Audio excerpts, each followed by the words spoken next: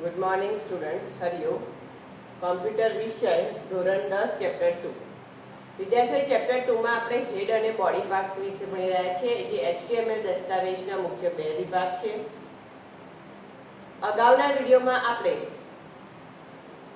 Body ટેગમાં background માટે વપરાતો colour અને બેકગ્રાઉન્ડ ચિત્ર વિશેની ચર્ચા કરી હતી. આ સિવાય HR ટેગની ચર્ચા કરી હતી, હોરિઝોન્ટલ લાઈન બનાવવા માટે જેના અલગ અલગ એટ્રીબ્યુટની ચર્ચા કરી હતી. ત્યારબાદ એક્ટિવ લિંક અને વિઝિટેડ લિંક એટલે કે એ લિંક અને વી લિંકની પણ આપણે ચર્ચા કરી હતી. અને આખા વેબ પેજમાં તમારે ટેક્સ્ટને કોઈ ઇફેક્ટ આપવી છે, એટલે કે ટેક્સ્ટને કલર આપવો છે, તેના માટે આપણે ટેક્સ્ટ ટેગ પણ જોઈ હતી. હવે ત્યાર પછી ચેપ્ટર નંબર 2 માં આપણે બોડી વિભાગમાં, એટલે કે બોડી જે મેઇન આપણી ટેગ છે એની અંદરના જે બધા સબ ટેગ છે અને એના એટ્રીબ્યુટ છે એની ચર્ચા કરી રહ્યા છે.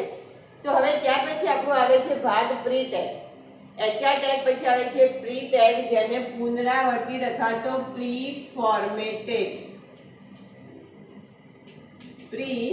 ફોર્મેટિંગ ટેગ કહેવામાં આવે છે. હવે પ્રી ફોર્મેટિંગ એટલે શું, તો એ સમજી લઈએ પહેલા. તો જ્યારે પણ આપણે વેબ બ્રાઉઝરમાં કોઈ પણ જવાબ જોઈએ છે, વેબસાઇટ કે વેબ પેજ ઓપન કરીએ છીએ ત્યારે આપણને પ્રોપર સ્પેસ જે આપણે કોડિંગમાં આપી હોય એટલી બધી સ્પેસ બતાવતું નથી. એટલે વચ્ચેની જે ખાલી જગ્યા હોય છે, જે આપણે બ્લેન્ક સ્પેસ કહીએ છીએ, જેને સોફ્ટ સ્પેસ પણ કહી શકાય, તો એવી સ્પેસ કોમ્પ્યુટર બતાવશે નહીં વેબ બ્રાઉઝર પર.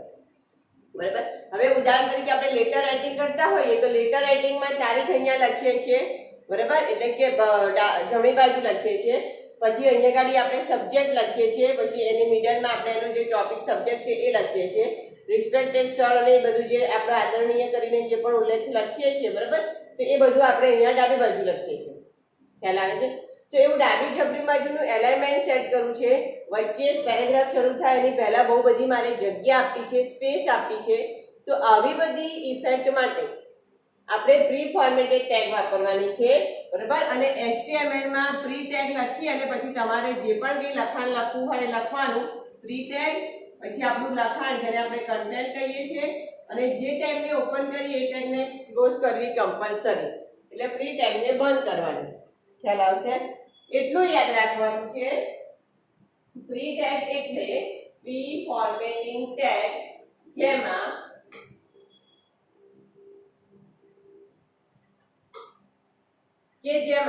આપણે જે રીતની સ્પેસ આપીએ અથવા જે રીતે એલાઇનમેન્ટ આપીએ, ડબલ ઇન્વર્ટેડ કોમા આપીએ અથવા વચ્ચે કોઈ વધારે સ્પેસ મૂકીએ છીએ, તો એ સ્પેસ સાથેનો આપણને જવાબ મળે છે, જેને પૂર્વ રૂપાંકિત, પૂર્વ એટલે પહેલા જેવું આપ્યું હોય, કોડિંગમાં જેવું લખાણ લખ્યું હોય એવું જ લખાણ એઝ ઇટ ઇઝ આપણને વેબ બ્રાઉઝર પર દેખાય, બરાબર. કે જેમાં વચ્ચે સ્પેસ હોય. ધારો કે આપણે આ રીતે લખ્યું છે કે ભાઈ તારીખ, બરાબર, તો અહીંયા લખ્યું હોય ડેટ, અને પછી અહીંયા મેં જગ્યા છોડી છે અને અહીંયા ગાડી આ કોલન સેન્ડ કરીને પછી તારીખ લખી છે, બરાબર. તો કહેવાનો મતલબ છે કે આ વસ્તુ તમારે વચ્ચે વધારાની સ્પેસ જે તમે નોટપેડમાં આપી છે અથવા સ્કાઇપ પ્રોગ્રામમાં આપી છે ને, એ તમને વેબ બ્રાઉઝર પર ના દેખાય. તો શું કરવું માટે આપણે એના માટે પ્રી ટેગ વાપરવાનું. આની આગળ આપણે શું લખી દેવાનું? Pre tag. શું લખી દઈશું? Pre tag. એટલે તમે જે વચ્ચે જગ્યા આપો છો, જે નિશાની આપો છો, એની સાથેનો તમને જવાબ મળશે. ખ્યાલ આવશે? બહુ ઈઝી છે. પ્રી ટેગ એટલે પૂર્વ રૂપાંકિત ટેગ, જેને પ્રી ફોર્મેટેડ ટેગ તરીકે પણ ઓળખવામાં આવે છે. ખ્યાલ આવશે આટલું? બરાબર. હવે આગળ જઈએ. ત્યાર પછી આપણે બહુ જ અગત્યની એક ટેગ ભણવાની આવે છે, જે છે અક્ષરોનું રૂપાંતર, એટલે કે ફોન્ટ ટેગ, ફોર્મેટિંગ કેરેક્ટર, જેને ફોન્ટ ટેગ કે ફોર્મેટિંગ કેરેક્ટર પણ કહેવામાં આવે છે. અને આ ટેગ આપણે ચેપ્ટર 1 માં ભણી જ ગયા છે. ખાલી અને ફટાફટ હું તમને રિવાઇઝ કરાવી દઉં. જો ફોન્ટ ટેગમાં પહેલા એટ્રીબ્યુટ શું આવે? Font colour. પછી આવે ફોન્ટ સાઇઝ. જે આપણે અક્ષરો લખીએ છીએ એ અક્ષરો માટે એ અક્ષરોનો કલર કયો હશે? ધારો કે પહેલા પેરેગ્રાફ મારે રેડ કલરમાં બતાવો છે તો font colour is equal to red. બીજો પેરેગ્રાફ ગ્રીન કલરમાં બતાવો છે તો font colour is equal to green. આ રીતે તમે paragraph wise, line wise, spelling wise અક્ષરો બદલી શકો છો, સાઇઝ બદલી શકો છો, કલર બદલી શકો છો, બરાબર.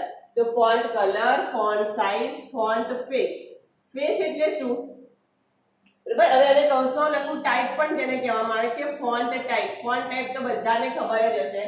જો ઉદાહરણ તરીકે Arial, Times New Roman, Gothic, Helvetica, Monotype, Monoscript, આ બધા ફોન્ટના પ્રકાર છે. જેવા ફોન્ટ તમે સિલેક્ટ કરો એ પ્રમાણે તમારા રાઇટિંગ કર્સિવમાં આવે અથવા રેગ્યુલરમાં આવે અથવા શેડિંગ વાળા આવે, ડબલ લાઇન વાળા આવે. કહેવાનો મતલબ છે કે અલગ અલગ સ્ટાઇલના ફોન્ટ હોય છે કોમ્પ્યુટરમાં, તો એ પણ તમે દર્શાવી શકો છો. જનરલી આપણે એરિયલ ફોન્ટ વપરાય છે.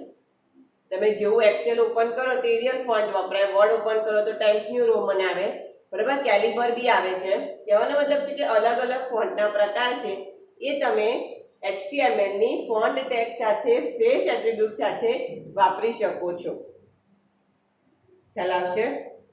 આ સિવાય ફોન્ટ સાઇઝ પણ છે, એટલે કે ફોન્ટને નાની મોટી કરવી હોય, કે ધારો કે ફોન્ટ સાઇઝ આપણે 16 રાખવી છે તો ફોન્ટ સાઇઝ 16 આવશે. બીજો પેરેગ્રાફ થોડો નાનો કરવો છે, નાના ફોન્ટમાં દર્શાવવું છે તો ફોન્ટ સાઇઝ 10 પણ તમે આપી શકો છો. ખ્યાલ આવશે? તો આ થયા ફોન્ટના એટ્રીબ્યુટ. મેઇન ટેગ કઈ છે મારી? ઉદાહરણ અહીંયા લખો એટલે ખ્યાલ આવશે. જો ઉદાહરણ તરીકે મારી મેઇન ટેગ છે ફોન્ટ. એ ફોન્ટના કલર આપણે આપી દઈએ રેડ. ફોન્ટ સાઇઝ લઈ લઈએ 16, બરાબર. એટલે જે અક્ષરો હું લખીશ આ ટેગની પછીના જે પણ લખાણ હશે, મારું કન્ટેન્ટ હશે, એ કન્ટેન્ટ કયા કલરમાં આવશે? રેડ કલરમાં. ફોન્ટ સાઇઝ મારી કઈ બનશે? ફોન્ટ સાઇઝ અહીંયા આગળ બનશે 16.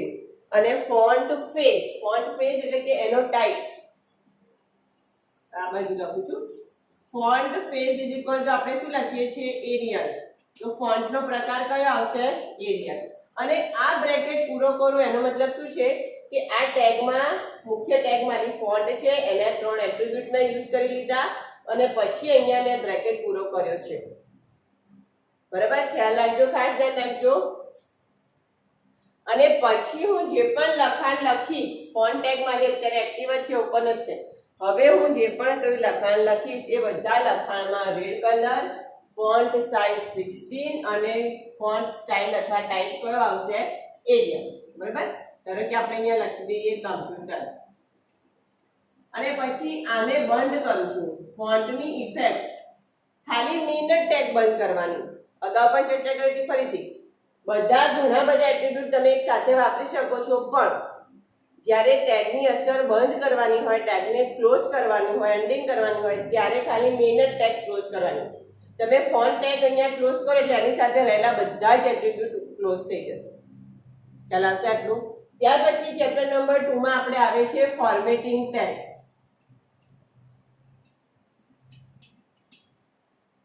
આ બધી જ વસ્તુ આપણે પ્રેક્ટિકલમાં પણ જોવાની છે. ફોર્મેટિંગ ટેગ, બરાબર. ઘણી બધી ફોર્મેટિંગ ટેગ છે જે તમને યાદ હોય તો ચેપ્ટર 1 માં આપણે બધી જ ડિસ્કસ કરી હતી. અને ચેપ્ટર 1 માં જે છેલ્લું કોષ્ટક તમને આપ્યું છે ટેબલ, બરાબર, એ આખું મેં તમને મોડે કરવાનું આપ્યું હતું અને એવું પણ કીધું હતું કે આ થિયરી પ્રેક્ટિકલ બંને માટે વેરી મોસ્ટ IMP છે. બરાબર. યાદ ના હોય તો ફરીથી એક વખત યાદ કરી દઉં. ચેપ્ટર નંબર 1 માં કોષ્ટક 1.3 વેરી મોસ્ટ IMP છે. કોષ્ટક 1.3 ચેપ્ટર નંબર 1. એ કોષ્ટક 1.3 ઘણું અગત્યનું છે, જેમાં બધી જ ફોર્મેટિંગ ટેગ અને એનો ઉપયોગ આપ્યો છે. એ બધી જ ટેગ અહીંયા ફરી રિપીટ થાય છે. 2-3 ટેગ નવી છે જેની આપણે ચર્ચા કરવાની છે. ફોર્મેટિંગ ટેગ એટલે શું? કે જે અક્ષર આપણે આપીએ છીએ એને વધુ આકર્ષક બનાવવા. અક્ષરોને કલર આપવો, એને બોલ્ડ કરવો, એની નીચે લાઈન બનાવી, એને થોડા નાની મોટી સાઈઝમાં, બિગ કે સ્મોલ સાઈઝમાં દર્શાવવા. તો આ બધી જે ઇફેક્ટ છે એ બધું જ શું કહેવાશે? Formatting tag. એ બધું આપણે વર્ડ, એક્સેલ, પાવરપોઈન્ટમાં ભણી જ ગયા છે અને આપણે બહુ સરસ એનો ઉપયોગ કરતા આવડે છે. પણ એ કેવી રીતે કરતા હતા આપણે? જે સીધું બોલ્ડ એટલે બી બટન ઉપર ક્લિક કરી, ઇટાલિક એટલે આઈ ઉપર ક્લિક કરી એટલે કામ થતું હતું. પણ વેબ પેજમાં એવું નથી. એના માટે આપણે શું વાપરવાનું છે? ટેગ. ઓકે. તો અહીંયા હું ટેગ લખું છું. ટેગ છે બોલ્ડ. બી એટલે બોલ્ડ, આઈ એટલે ઇટાલિક, ફોન્ટને ઇટાલિક ઇફેક્ટ આપવા માટે, યુ એટલે અંડરલાઇન, એસ એટલે સ્ટ્રાઇક, બરાબર. સ્ટ્રાઇક એટલે ઉપર આડી લાઈન, આમ આ રીતે અક્ષર ઉપર આડી લાઈન મૂક્યું હોય તો સ્ટ્રાઇક. પછી છે સ્મોલ, એટલે ફોન્ટને એક લેવલ કેવા બતાવવા માટે સ્મોલ. ધારો કે જો તમે ફોન્ટ સાઇઝ 16 આપી છે તો તમે પછી સ્મોલ ટેગ વાપરશો, ડાયરેક્ટ સ્મોલ ટેગ જ વાપરવાની, તો ફોન્ટ સાઇઝ કેવા થઈ જશે 15, એક સ્ટેપ નાના. એવી જ રીતે છે બિગ, તો એક લેવલ બિગ, ફોન્ટ એક લેવલ કેવા થઈ જશે મોટા, 15 છે અને પછી તમે બિગ ટેગ વાપરો તો પાછા કેવા થઈ જશે 16. તો આ બધી જ જે બાબત છે બધું શું કહેવાશે ફોર્મેટિંગ ટેગ. શું કહેવાશે ફોર્મેટિંગ ટેગ. સ્ટ્રાઇક ટેગ છે જેને એસ તરીકે પણ ઓળખવામાં આવે છે, આખો સ્ટ્રાઇક સ્પેલિંગ લખો તો પણ ખોટું નથી. પછી આપણે આવે છે એસયુપી સુપર ટેગ સબસ્ક્રિપ્ટ માટે, બરાબર, સુપરસ્ક્રિપ્ટ અને સબસ્ક્રિપ્ટ આ ખાસ યાદ રાખજો. ફરી એકવાર ચેપ્ટર 1 માં તો હતું જ, એકવાર ફરી ચેપ્ટર 2 નું રિવિઝન, એટલે ચેપ્ટર 2 માં પણ આવે છે એટલે રિવિઝન થઈ જશે. સબસ્ક્રિપ્ટ, હવે તમારે સુપરસ્ક્રિપ્ટ માટે શું યાદ રાખવાનું છે ફર્સ્ટ, સબસ્ક્રિપ્ટ માટે શું યાદ રાખવાનું H2O, 2 નીચેના ભાગમાં આવે એટલે સબસ્ક્રિપ્ટ, ફર્સ્ટમાં ST ઉપરના ભાગમાં આવે એટલે સુપરસ્ક્રિપ્ટ. પછી એક ટેગ હતી આપણી પાસે TT એટલે ટાઇપરાઇટર ફોન્ટ, એટલે આપણે ટાઈપ કરીએ, બરાબર, પહેલા કોમ્પ્યુટર નહોતું એ પહેલા ટાઇપરાઇટર વપરાતા હતા જેમાં બધું ટાઈપ થતું હતું. અત્યારે પણ ઘણા ઓફિસોમાં, હાઈકોર્ટમાં, એવી ગવર્નમેન્ટ સેક્ટર્સમાં ટાઇપરાઇટર વપરાય છે, બરાબર. તો એ ટાઇપરાઇટિંગ માટે જે ફોન્ટ આવે છે એવા ફોન્ટ તમારે યુઝ કરવા હોય તો તમારે TT ટેગનો ઉપયોગ કરવાનો. TT એટલે ટાઇપરાઇટિંગ ટેગ, બરાબર, એટલે કે ટાઈપ કરેલા લખાણને ટાઇપરાઇટર તરીકે દર્શાવશે. ખ્યાલ આવશે? હવે આટલે સુધી આપણે વાત થઈ ગઈ હતી. હવે તમારે થોડુંક જે ધ્યાન રાખવા જેવું છે એ ખાસ ધ્યાન રાખજો, જેમાં તમારે ભૂલ થાય છે. બોલ્ડ એટલે ઘાટા અક્ષર. હવે આના જેવું જ બીજી એક ટેગ છે ઇમ. ઇમ ટેગ, ઇમ એટલે ઇમ્બોસ ટેગ. ઇમ્બોસ એટલે ઉપસેલા અક્ષરો હોય એવી ઇફેક્ટ આપશે, ખાસ ધ્યાન રાખજો તફાવત. EM એટલે કોઈ ચોક્કસ લખાણ પર ભાર મૂકવો, બરાબર. ઇમ્બોસ ટેગ એટલે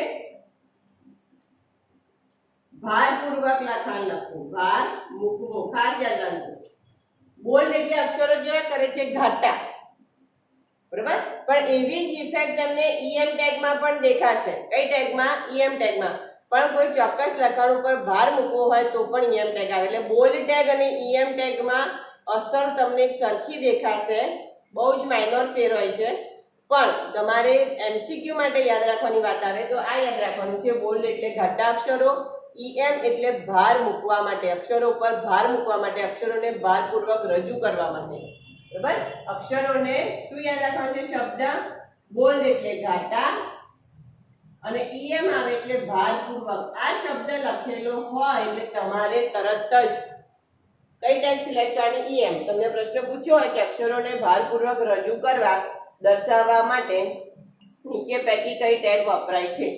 ઓપ્શન આપ્યું હોય B, I, U કે S, બરાબર.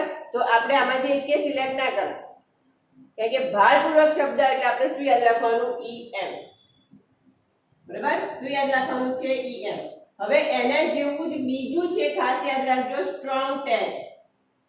સ્ટ્રોંગ ટેગ એટલે વધુ ભારપૂર્વક. ખાસ શબ્દ પકડી રાખજો, વધુ ભારપૂર્વક એટલે અક્ષરો બોલ્ડ જે આવે છે એનાથી પણ વધારે ઘાટા. ફરી યાદ કરાવી દઉં, એક આ bold tag, second EM tag અને થર્ડ સ્ટ્રોંગ ટેગ. આ ત્રણેયમાં ખાસ તફાવત સમજજો. પ્રેક્ટિકલમાં તો આપણે જોવાનું જ છે, પણ તેમ છતાં થિયરી માટે તમારે જે યાદ રાખવાનું છે એ વાત કહી દઉં. બોલ્ડ એટલે ઘાટા અક્ષર, EM એટલે ભારપૂર્વક. શબ્દ હશે જ MCQ માં, ભારપૂર્વક હોય એટલે આંખ બંધ કરીને EM સિલેક્ટ કરી દેવાનું. અને વધુ ભારપૂર્વક હોય તો શું સિલેક્ટ કરવાનું? Strong tag. શું સિલેક્ટ કરવાનું છે? Strong tag. ખ્યાલ આવશે? ખ્યાલ આવશે દરેકને, બરાબર. આપણે પ્રેક્ટિકલ મેનો તફાવત પણ જોઈશું. ત્યાર પછી આવે છે DFN ટેગ. એક નવી ટેગ આપણી પાસે આવે છે DFN. D, F અને N, બરાબર. કેપિટલ સ્મોલ કશો વાંધો નથી. DFN એટલે ડેફિનેશન ટેગ. ડિફાઇન કરવું, વ્યાખ્યાયિત કરવું. કોઈ પણ પદને તમારે વ્યાખ્યાયિત કરવું હોય તો કઈ ટેગ આવે? DFN. આપણે પણ વ્યાખ્યા ભણીએ છીએ, વ્યાખ્યા ભણવાનું આવે છે કદાચ સાયન્સમાં, બરાબર. તો એને ડબલ અવતરણ ચિહ્નમાં લખીએ કે હાઇલાઇટ કરીએ છીએ, કંઈક કરીએ છીએ.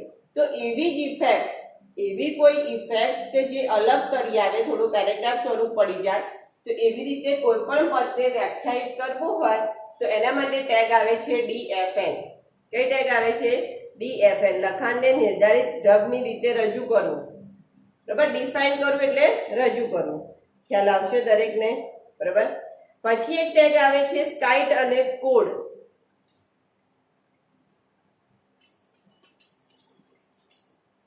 આ બહુ ઉપયોગમાં નથી આવતી તમારે. આ કોડિંગ ટેગ તમારે એડવાન્સ HTML માં આવે છે, જે તમારે ધોરણ 12 માં ભણવાનું આવશે જાવાસ્ક્રિપ્ટમાં. પણ અહીંયા આપણે ઉલ્લેખ છે એટલે થોડું સમજી લઈએ. બરાબર. સાઇડ ટેગ અને કોડિંગ ટેગનો ઉપયોગ શું છે? તો પ્રોગ્રામિંગમાં કોડિંગ મૂકવા માટે, અને સ્કાઇટ ટેગનો ઉપયોગ છે પુસ્તકનું શીર્ષક કે ચલચિત્રને દર્શાવવા માટે. બરાબર. પુસ્તકનું શીર્ષક અથવા તો લોગો, જેને કહેવાય ચિત્ર, ચલચિત્ર ને દર્શાવવા માટે, અને આ કોડિંગ કરવા માટે એટલે કે પ્રોગ્રામિંગ માટે. કોડિંગ કરવા અથવા તો પ્રોગ્રામિંગ માટે. ખ્યાલ આવશે દરેકને? બરાબર. પ્રોગ્રામિંગ માટે, કોડિંગ કરવા માટે આપણે શેનો ઉપયોગ કરવાનો છે? Code tag. અને સાઇડ ટેગનો ઉપયોગ શું થશે? તો કે પુસ્તકનું શીર્ષક, ચલચિત્ર વગેરે લખાણને રજૂ કરવા માટે. ખ્યાલ આવશે?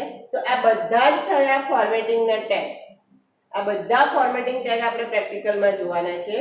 ફરી એક વખત બધા જ તમને સમજાવી દઉં છું. જો, ફોર્મેટિંગ ટેગ એટલે લખાણને વધુ આકર્ષક બનાવવા માટે વપરાતી ટેગ. ફોર્મેટિંગ ટેગનો તમે સીધો જ ઉપયોગ કરી શકો છો. બરાબર. એક ખુદ જ એક મેઇન ટેગ હોય છે. ધારો કે અક્ષરોને બોલ્ડ કરવા છે તો B ટેગ. તો એની માટે પહેલા ફોન્ટ ટેગ વાપરવી જરૂરી નથી. સીધા જ આ બધા જ ટેગ તમે સીધા વાપરી શકશો. અક્ષરોની ત્રાંસા કરવા છે તો I ટેગ, અંડરલાઈન મૂકવા માટે U ટેગ, અક્ષરોની ઉપર લાઈન બનાવવા માટે સ્ટ્રાઇક ટેગ, અક્ષરોને થોડાક નાના દર્શાવવા માટે સ્મોલ ટેગ, મોટા દર્શાવવા માટે બિગ ટેગ, અક્ષરોને ભારપૂર્વક દર્શાવવા માટે EM ટેગ, ઇમોસ ટેગ, અક્ષરોને વધુ ભારપૂર્વક દર્શાવવા માટે સ્ટ્રોંગ ટેગ, પુસ્તક કે ચલચિત્રનું શીર્ષક દર્શાવે અને લેબલિંગ આપવું હોય તો સ્કાઇટ ટેગ, કોડિંગ દર્શાવવું હોય, પ્રોગ્રામિંગ કરવું હોય તો કોડ ટેગ, અક્ષરોને એક લેવલ ઉપર દર્શાવવા હોય તો સુપરસ્ક્રિપ્ટ, નીચે દર્શાવવા હોય તો સબસ્ક્રિપ્ટ SUB, અક્ષરોને ટાઇપરાઇટર સ્વરૂપે દર્શાવવા હોય તો TT ટેગ, અને અક્ષરોને વ્યાખ્યાયિત કરવા હોય, કોઈ લખાણને એઝ ઇટ ઇઝ મૂકવું હોય તો પ્રી ટેગ છે, અને એને વ્યાખ્યાયિત કરવું હોય તો DFN ટેગ. ખ્યાલ આવશે? તો આ બધા જ ફોર્મેટિંગના ટેગ થયા. પૂર્વ રૂપાંકિત માટે પ્રી ટેગ આવે. ફોન્ટ ટેગ સાથે કલર, સાઇઝ અને ફોન્ટ ફેસ આ એટ્રીબ્યુટ વપરાય છે. ખ્યાલ આવશે દરેકને આટલું? બરાબર. તો ચેપ્ટર 2 માં આના પછીનો આપણી પાસે ટોપિક આવે છે સ્પેશિયલ કેરેક્ટર્સ, ખાસ ચિહ્ન. બરાબર. એક નાનકડો ટોપિક છે, પછી ચેપ્ટર 2 અહીંયા કમ્પ્લીટ થાય છે. જોઈ લઈએ આપણે ચેપ્ટર 2 નો છેલ્લો ટોપિક, સ્પેશિયલ ચિહ્ન.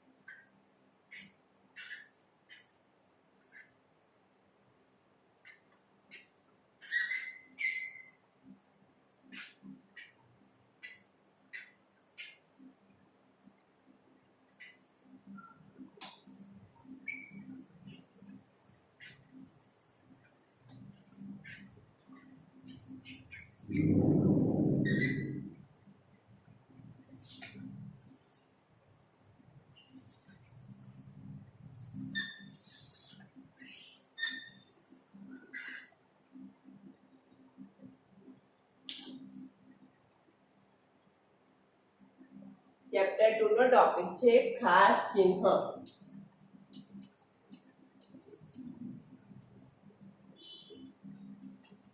ખાસ ચિહ્નો જેને આપણે સ્પેશિયલ કેરેક્ટર અથવા સિમ્બોલ પણ કહી શકીએ.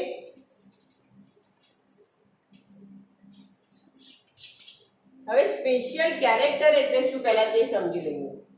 તો HTML માં કેટલીક વખત આપણે કોઈ ગણિતને લગતા સૂત્રો બનાવવા હોય અથવા તો સાયન્સને લગતા સમીકરણ કે એવું કંઈ પણ બનાવવું હોય કે જેમાં greater than less than sign આવતી હોય, greater than equal to sign આવતી હોય, અથવા કોઈ ગવર્મેન્ટના ડોક્યુમેન્ટ હોય જેમાં રજિસ્ટર કે કોપીરાઇટ એવા કોઈ સિમ્બોલ મૂકવા હોય. આપણે વેબસાઇટ પર જોઈએ છીએ એવા બધા સિમ્બોલ્સ હોય છે જ, બરાબર. તો કહેવાનો મતલબ છે કે આપણા વેબ પેજ ઉપર એવા સિમ્બોલ મૂકવા હશે તો આપણે ડાયરેક્ટ કીબોર્ડમાંથી ટાઈપ કરી શકીશું, બરાબર. ગ્રેટર ધેન લેસ ધેન ને ક્વેશ્ચન માર્ક ને બધું કીબોર્ડમાં છે તો આપણે ટાઈપ કરી દઈશું. પણ પ્રશ્ન એ છે કે એ વસ્તુ જે તમે કોડિંગમાં ટાઈપ કરો છો નોટપેડમાં કે સ્કાઇટમાં, એને વેબ બ્રાઉઝર પર સીધું જ કમ્પ્યુટર દર્શાવતું નથી, બરાબર. તો એના માટે ખાસ ચિહ્નો જેવા કે ગ્રેટર ધેન, લેસ ધેન, પછી આ રીતે કોપીરાઇટનો સિમ્બોલ, બરાબર. કોપીરાઇટ ઘણી વખત લખ્યું હોય છે, કોઈ પ્રોડક્ટ પર બી લખ્યું છે, આપણે જે પેકેટ્સ લાવીએ છીએ ફૂડ પેકેટ્સ એમાં પણ કોપીરાઇટનો સિમ્બોલ હોય છે, બરાબર. તો એ કોપીરાઇટનો સિમ્બોલ અથવા તો રજિસ્ટર્ડનો સિમ્બોલ આ, બરાબર, રજિસ્ટર્ડનો સિમ્બોલ. તો આવા બધા જે સિમ્બોલ્સ છે એને ખાસ કેરેક્ટર કહેવામાં આવે છે, જેને દર્શાવવા માટે આપણે પહેલા આ ચિહ્નો દર્શાવવા માટે પૂર્વાંગ એટલે પહેલા, પૂર્વાંગ એટલે પહેલા, બરાબર. કયું ચિહ્ન મૂકવું પડે? And person. કયું ચિહ્ન મૂકવું પડે? And person. આપણે ઇંગ્લિશમાં એન્ડ લખીએ છીએ ને એનો આ સિમ્બોલ છે, બરાબર. એન્ડ પર્સન ચિહ્ન કીબોર્ડમાં પણ છે જ. કીબોર્ડમાં 7 નંબરની જે કી છે એમાં આ ચિહ્ન છે. 7 નંબરની કી પર તમે જોશો તો તમને આ ચિહ્ન જોવા મળશે. એન્ડ પર્સન મૂકવામાં આવે છે. પ્રી સિમ્બોલ તરીકે શું મૂકવામાં આવે છે? એન્ડ પર્સન મૂકવામાં આવે છે. હવે કેવી રીતે તો હું તમને સમજાવી દઉં. ધારો કે તમારે આ રીતે લખવું છે, ઉદાહરણ તરીકે 52 ગ્રેટર ધેન 55, બરાબર, અને લેસ ધેન 45. તો હવે આ રીતનું સૂત્ર છે. હવે આવું સૂત્ર આપણે વેબ બ્રાઉઝર પર દર્શાવવું છે. તમે નોટપેડમાં લખી નાખશો greater than less than sign તો આવી જશે, પણ વેબ બ્રાઉઝર પર એનો જવાબ આવશે નહીં, કંઈક બીજો જ આવશે, બરાબર. આંકડાની વચ્ચેની જે ચિહ્નો મૂક્યા છે ગ્રેટર ધેન લેસ ધેન એ બતાવશે નહીં. તો આ જ વસ્તુની રજૂઆત તમારે HTML દ્વારા વેબ બ્રાઉઝરમાં કરવી હોય તો તમારે ત્યારે શું લખવું પડશે? Greater than less than sign માટે છે 52 n percent GT 55 n percent LT 45. આ L છે, બરાબર. GT એટલે greater than, n percent LT એટલે લેસ ધેન. ખ્યાલ આવી ગયો? તમે આ કોડિંગ લખશો એટલે તરત જ વેબ બ્રાઉઝર પર આ જવાબ આવશે, બરાબર. નોટપેડમાં તમારે કે સ્કાઇટમાં તમારે આ કોડિંગ લખવાનું તો વેબ બ્રાઉઝર પર તમને આ જવાબ જોવા મળશે નિશાની સાથેનો, નહીંતર તમને નિશાની દર્શાવશે નહીં. ક્લિયર છે આટલું દરેકને? બરાબર. તો આપણે કોષ્ટક 2.6 યાદ કરવાનું છે. કયું કોષ્ટક? કોષ્ટક 2.6 ખાસ યાદ રાખવાનું છે. એમાં કેટલાક સાંકેતિક ચિહ્નો અને એની આસ્કી કિંમત આપેલી છે, બરાબર. આપણે થોડી એની ચર્ચા કરી દઈએ. જો ગ્રેટર ધેન સાઇન માટે આપણે શું લેવાનું છે? n percent તો બધા કોમન અને GT. લેસ ધેન માટે n percent LT. ખ્યાલ આવે છે? શું લખવાનું? n percent LT. પછી ખાલી તમારે ઘણી વખત આવો m percent જ મૂકવો હોય તો અહીંયા લખવાનું EMP. શું લખવાનું? EMP. m percent લખો એટલે એન્ડ સાઇન આવી જશે, બરાબર. ત્યાર પછી એના માટે આગળ આવે છે કે રજિસ્ટર્ડનો સિમ્બોલ મૂકવો હોય, રજિસ્ટ્રેશન માર્કનો સિમ્બોલ મૂકવો હોય, આ રીતે R મૂકવો હોય, R આ રીતે રજિસ્ટર્ડ માર્કનો સિમ્બોલ મૂકવો હોય તેના માટે છે RGN. ખ્યાલ આવશે દરેકને? બરાબર. તો કહેવાનો મતલબ છે કે આ રીતે તમારે એના શોર્ટકટ કી ERG છે n% ERG લખશો એટલે રજીસ્ટ્રેશનનો સિમ્બોલ આવી જશે. હવે ઘણી વખત એવું થાય છે કે તમારે આ ટેગ આ સિમ્બોલ જે છે એના પૂર્વક જે છે n% GT LT એવું યાદ નથી રાખવું, તો એના ASCII નંબર પણ આવે છે, એ પણ તમે યાદ રાખી શકો છો. ASCII કોડ જે છે તમારે યાદ રાખવાની છે. લેસ ધેન માટે છે 60, ગ્રેટર ધેન માટે છે 62, લેસ ધેન માટે 60 62, બરાબર. લેસ ધેન ગ્રેટર ધેન માટેની ASCII કોડ છે તો તમે n% 60 લખો તો પણ ચાલશે, n% 62 લખશો તો પણ ચાલશે, બરાબર. પછી રજિસ્ટર માટે છે 174,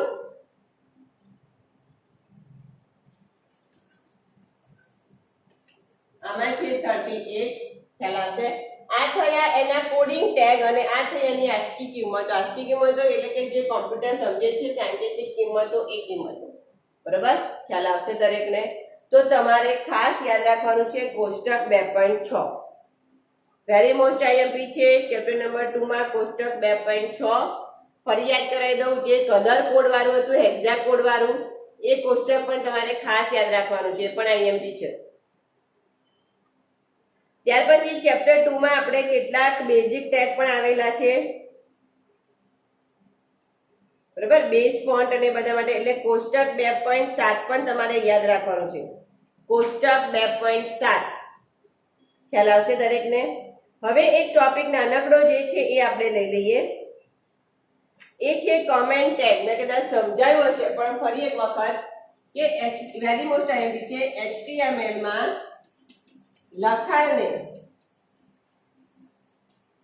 કમેન્ટમાં મૂકવા, અગાઉના વિડીયોમાં બતાવ્યું છે પણ ફરી યાદ કરીએ તો કમેન્ટમાં મૂકવા અથવા કમેન્ટને શું કહેવાશે, ટિપ્પણી દર્શાવવા. કઈ ટેગ આવે, ઉદ્ગાર ચિહ્ન, ડેશ ડેશ, પછી આપણું જે લખાણ છે એ લખાણ, અગેન ડેશ ડેશ અને લેસ ધેન, બરાબર. ગ્રેટર ધેન લેસ ધેન સાઇનની વચ્ચે કયું ચિહ્ન યાદ રાખવાનું છે, એક્સપ્લેનેશન માર્ક, ઉદ્ગાર ચિહ્ન. ખ્યાલ આવશે દરેકને, બરાબર. ખ્યાલ આવશે. હવે તમને MCQ માં લખાણના બદલે અહીંયા ડોટ આપ્યા હોય તો પણ સાચું કહેવાય, dash dash less than dash dash explanation. અહીંયા ડોટ આપ્યા હોય તો પણ શું કહેવાય, સાચું જ કહેવાય. આ ખાસ યાદ રાખજો, ખ્યાલ આવશે. તો અહીંયા આપણું ચેપ્ટર નંબર 2 કમ્પ્લીટ થાય છે. ચેપ્ટર નંબર 2 માં હોમવર્કમાં, ચેપ્ટર નંબર 2 ના હોમવર્કમાં તમારે કોષ્ટક 2.6 અને કોષ્ટક 2.7 લખવાનું છે અને તૈયાર કરવાનું છે. કોષ્ટક 2.6 અને કોષ્ટક 2.5 હોમવર્ક. દરેક લેક્ચરમાં આપણને હોમવર્ક મળે છે અને કીધું જ છે કે નોટ્સ બનાવશો તો ઘણું જ સારી બાબત છે, બરાબર. અને IMP તો કરવાનું છે જ, આપણે હોમવર્કમાં મળે કરવા આપીએ છીએ. હોમવર્ક ચેપ્ટર નંબર 2 કોષ્ટક 2.6 અને 2.7 તૈયાર કરવું. IMP છે આ, બરાબર. આખા ચેપ્ટરની સમરી, એટલે કે આખા ચેપ્ટરમાં વપરાતા દરેક ટેગની સમરી, દરેક ટેગનો ઉપયોગ તમને કોષ્ટક 2.7 માં આપેલો છે, બરાબર. એટલે આખું ચેપ્ટર તૈયાર ના કરવું હોય, વાંચવું ના હોય તો ખાલી કોષ્ટક 2.7 અને 2.6 તૈયાર કરી દેવાનું. ખ્યાલ આવશે, બરાબર. આજનો વિડીયો અહીંયા સમાપ્ત કરીએ છીએ. દરેક જણા ટેબલ તૈયાર કરી દેજો. હવે આપણે ચેપ્ટર નંબર 2 નો પ્રેક્ટિકલ જોઈશું.